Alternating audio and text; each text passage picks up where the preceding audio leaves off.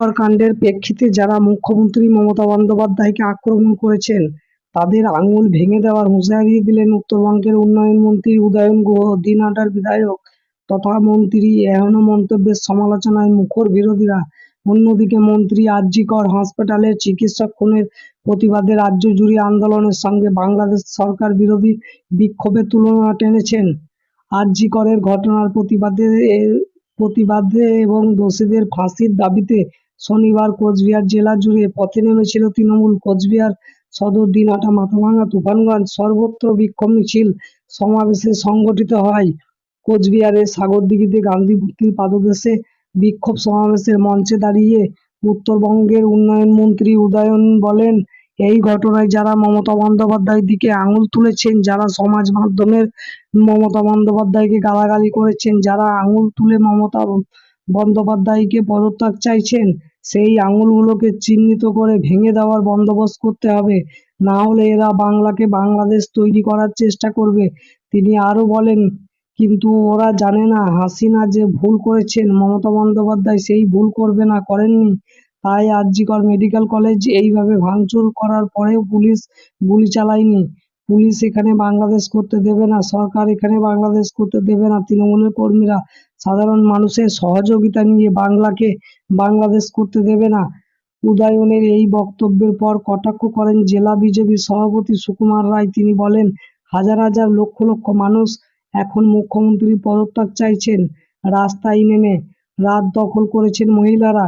এই কর্মসূচিতে কত লোক হয়েছিল? তিনি উদয়ন কয়টা হাত ভাঙবেন, কার আঙুল ভাঙবেন এবং যেন না হয় আগামী দিনের ওই উদয়ন আঙুলও যেন ঠিক থাকে। বিজেপি নেতারা সংযোজন পুলিশের মদতেই সব হচ্ছে। যে সেদিন 14ই আগস্ট রাত্রে আর.জি. করের যদি বিরোধী দলের লোক থাকতেন তাহলে পুলিশ গুলি করত। সন্দীপবাবু ষড়যন্ত্রে সামিল কি না জেরার সুবাদে সেই ব্যাপারে নিশ্চিত হতে চাইছেন সিবিআই আধিকারিকরা। তার বিরুদ্ধে আইনি ব্যবস্থা নেওয়া হবে কি না এদিন রাতে তা নিয়ে সিজিও কমপ্লেক্সে আলোচনা করেন সিবিআই কর্তারা। একদিকে এদিনই সিবিআইয়ের তরফে 4 জন চিকিৎসক ও ইন্টার্নকে তলব করে জেরা করা হয়। এছাড়া চেস্ট বিভাগের প্রধান, এক অ্যাসিস্ট্যান্ট সুপারকেও জেরা করা হয়। জানা গিয়েছে ঘটনার রাতে আর.জি. করের কর্তব্যরত বেসরকারি সংস্থার মোট 49 জন নিরাপত্তারক্ষীকে তলব করে সিবিআই। এই পর্যন্ত 13 জনকে জেরা করা হয়েছে। এদিকে আর.জি. কর কাণ্ডে আরও এক ধাপ এগোলেন তৃণমূলের রাজ্যসভার সাংসদ সুখেন্দু শেখর রায়।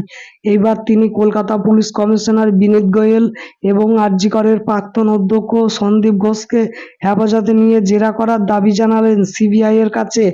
আর.জি. করের চিকিৎসকের মৃত্যুকে প্রথমে কেন এবং কারা আত্মহত্যা বলে চালানোর চেষ্টা করেছিল তা জানার জন্য এই দুজনকে সিবিআইয়ের হেফাজতে নিয়ে জেরা করা প্রয়োজন বলে মনে করেন তিনি।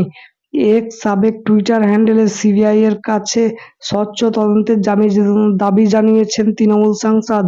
আর.জি. করের ঘটনা প্রকাশ্যে আসার পর থেকে রাজ্যের বিভিন্ন সরকারি হসপিটালে সুবিচার এবং দোষীদের শাস্তির দাবিতে আন্দোলন শুরু হয়েছে। প্রতিবাদ আন্দোলনের ডাক দেওয়া হয়েছিল। গত 14ই আগস্ট মধ্যরাতে তৃণমূলের অনেক নেতার মেয়ের সেই রাত দখল কর্মসূচিকে সমালোচনায় বিদ্ধ করেছিলেন। সেই সময় রাজ্যের শাসক দলের তরফে কর্মসূচিকে প্রথম সমর্থন করেছিলেন সুখেন্দু। জানিয়েছিলেন তিনি মেয়ের বাবা, নাতনির দাদু। তাই তিনি মনে করেন এই সময়ের প্রতিবাদে সামিল হওয়াটা জরুরি। 14 তারিখ দক্ষিণ কলকাতার যোধপুর পার্কে নেতাজি মূর্তির সামনে বিকেল 5টা থেকে রাত 8টা পর্যন্ত ধর্নায় বসেছিলেন সুখেন্দু।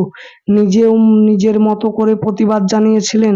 এবার আরও এক ধাপ এগিয়ে সিপির গ্রেপ্তারি চাইলেন।